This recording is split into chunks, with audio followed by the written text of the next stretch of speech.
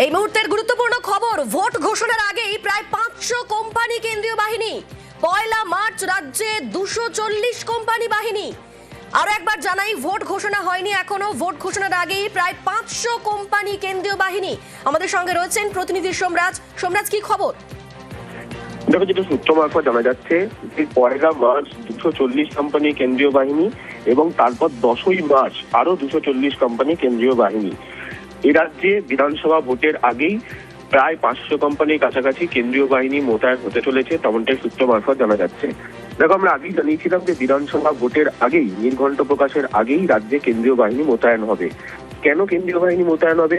কারণ এসআইআর এর যে চূড়ান্ত ভোটার তালিকা, সেই ভোটার তালিকা প্রকাশের পর বেশ কিছু জায়গায় আইন শৃঙ্খলা পরিস্থিতি তৈরি হতে পারে, এমনটা আশঙ্কা নির্বাচন কমিশনের রয়েছে। এবং তুমি জানো যে এই চূড়ান্ত ভোটার তালিকা প্রকাশের পর রাজ্যে ভোট ঘোষণা হবে এবং সেক্ষেত্রে জাতীয় নির্বাচন কমিশন কোনো ঝুঁকি নিতে চায় না। তাই দুটি বিষয়কে মাথায় রেখেই জাতীয় নির্বাচন কমিশন রাজ্যের মুখ্য নির্বাচনী আধিকারিকের দপ্তরকে ইঙ্গিত দিয়ে দিয়েছিল যে ভোট ঘোষণার আগেই, অর্থাৎ নির্ঘণ্ট প্রকাশের আগেই কেন্দ্রীয় বাহিনী মোতায়েন করা হবে। ইতিমধ্যেই কত সংখ্যক কেন্দ্রীয় বাহিনী মোতায়েন করা হবে তার রূপরেখা চূড়ান্ত হয়েছে এবং সেখানেই দেখা যাচ্ছে পয়লা মার্চ রাজ্যে 240 কোম্পানি কেন্দ্রীয় বাহিনী মোতায়েন হতে চলেছে এবং তারপর দ্বিতীয় পর্যায়ে 10ই মার্চ কেন্দ্রীয় বাহিনী আরো 240 কোম্পানি মোতায়েন হবে। এই যে পয়লা মার্চ এবং 10ই মার্চ 240 অর্থাৎ প্রায় 500 কোম্পানি কেন্দ্রীয় বাহিনী মোতায়েন হবে। তাদের কাজ কি হবে? এরিয়া ডমিনেশন করা এবং শান্তি শৃঙ্খলা বজায় রাখা। স্পর্শকাতর অঞ্চলগুলি, যেগুলি জাতীয় নির্বাচন কমিশনের ভাষায় ভালনারেবল অঞ্চল, অর্থাৎ স্পর্শকাতর অঞ্চল, সেই অঞ্চলগুলিতে এরিয়া ডমিনেশন করা এবং ভোটারদের কনফিডেন্স বাড়ানো, মনোবল বাড়ানো, এই কাজই হবে কেন্দ্রীয় বাহিনী। এবং সেই কারণেই তুমি দেখেছো 28শে ফেব্রুয়ারি এসআইআর এর ভোটার তালিকা, অর্থাৎ ভোটার তালিকা প্রাথমিকভাবে একটি প্রকাশ করা হবে। গতকালই সুপ্রিম কোর্ট সেই নির্দেশ কার্যত দিয়েছে, তারপরেও যদি সাপ্লিমেন্টারি লিস্ট প্রকাশ করা হবে। কিন্তু জাতীয় নির্বাচন কমিশনের তরফে এখানে ঝুঁকি নেওয়া হচ্ছে না। তার কারণ এসআইআর এর যখন শুনানি হয়েছে তখন বেশ কিছু জায়গায় শুনানি কেন্দ্রে ভাঙচুর, অশান্তি, এমনকি সরকারি সম্পত্তি নষ্টের মতো ঘটনা ঘটেছে। জানিয়ে তুমি দেখেছো সুপ্রিম কোর্টে পর্যন্ত রাজ্য পুলিশের ডিজিপি যে হলফনামা দিয়েছে গতকাল, সেখানে কতগুলি ঘটনা ঘটেছে তার বিস্তারিত পরিসংখ্যান তুলে দেওয়া হয়েছে, জানিয়েও আলোচনা হয়েছে সুপ্রিম কোর্টে। বেশ, আমাদের সঙ্গে তুমি থাকো সোমরাজ। এই মুহূর্তে আমাদের সঙ্গে রয়েছেন তৃণমূল নেতা অরূপ চক্রবর্তী। আপনাকে নিউজ 18 বাংলায় স্বাগত। ভোটের দিন এখনো ঘোষণা হয়নি, কিন্তু তার আগেই সূত্রের খবর যে রাজ্যে 500 কোম্পানি কেন্দ্রীয় বাহিনী আসছে। কিভাবে দেখছেন এই বিষয়টিকে? এটা তো প্রতি বছরের নিয়ম করে ফেলেছে বিজেপি, যে রাজ্যে ক্ষমতা দখল করতে গেলে 500 কোম্পানি, 700 কোম্পানি, 900 কোম্পানি, 1000 কোম্পানি বাহিনী পাঠানো হবে। কিন্তু মুশকিল হচ্ছে যে এই বাহিনী আসার কথা model code of conduct apply হওয়ার। ঠিক আছে, বাহিনী পাঠিয়েছেন, ভালো কথা।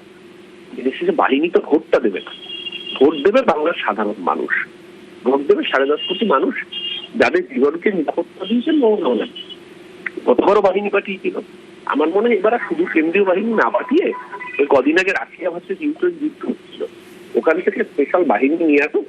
আর নইলে আরো ভালো হয়, কদিন আগে ভেনিজুয়েলাকে আক্রমণ করেছিল আমেরিকা, স্পেশাল কমান্ডো ফোর্স পাঠিয়ে ভেনিজুয়েলার রাষ্ট্রপতিকে রাতের অন্ধকারে আমেরিকা তুলে এনেছিল, ওই বাহিনীকে নিয়ে আসুক। আর রাষ্ট্রপুঞ্জের শান্তিরক্ষা বাহিনী। তা তো বিজেপির ঘর ডুবি আসতে হবে না, কারণ ইলেকশনে বাহিনী ভোট দেবে না, ভোট দেবে বাংলার মানুষ। এই মানুষের রায় চতুর্থবার মামাটি মানুষের সরকার, মমতা বন্দ্যোপাধ্যায়ের নেতৃত্বে, অভিষেকের সেনাপতিত্বে এই সরকার গঠন শুধু সময়ের অপেক্ষা। ধন্যবাদ আপনাকে। এই মুহূর্তে আমাদের সঙ্গে রয়েছেন বিজেপি নেতা দেবজিৎ সরকার। তবে আপনি শুনলেন যে অরূপ চক্রবর্তী কি বললেন। যতই কেন্দ্রীয় বাহিনী রাজ্যে আসুক না কেন, আলটিমেটলি বাংলার মানুষ ভোট দেবে। ধরে পশ্চিমবঙ্গে বাংলার মানুষ, পশ্চিমবঙ্গের মানুষ দেখেছে পশ্চিমবঙ্গের বাঙালি কিভাবে খুন হয়েছে শুধু বিজেপি করার অপরাধে তৃণমূলের হাতে।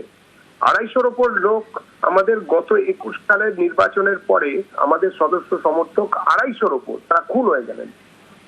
আমাদের প্রায় 1200-র মতন মহিলা কর্মী সমর্থক বা সমর্থকদের বাড়ির মহিলা সদস্যা, তাদের সরাসরি যৌন নির্যাতনের শিকার হতে হয়েছে। আমাদের সদস্য সমর্থকদের প্রায় 1500 বাড়ি সেটা জেসিবি দিয়ে মাটিতে মিশিয়ে দেওয়া হয়েছে, তারপরেও আমরা টিকে আছি, আমরা লড়ে যাচ্ছি। আমরা এখনো পর্যন্ত এই রাজ্যে একমাত্র বিশ্বাসযোগ্য বিরোধী দল হিসেবে মাথা তুলে দাঁড়িয়ে আছি, বিজেপি দাঁড়িয়ে আছে, কারুর দয়ায় নয়, কারুর অনুকম্পায় নয়। আমাদের এখনো পর্যন্ত 11,000-এর উপরে গ্রামের পঞ্চায়েত দখলে আছে। এই নির্বাচনে বিজেপি জিতছে, তৃণমূল আর নেই। আর এইবারে কিভাবে নির্বাচন কমিশন কেন ডাকছেন সেটা নির্বাচন কমিশন জানে এবং বাংলা তথা ভারতবর্ষের মানুষ জানে। হবে, ভোট হবে। বেশ, ধন্যবাদ আপনাকে।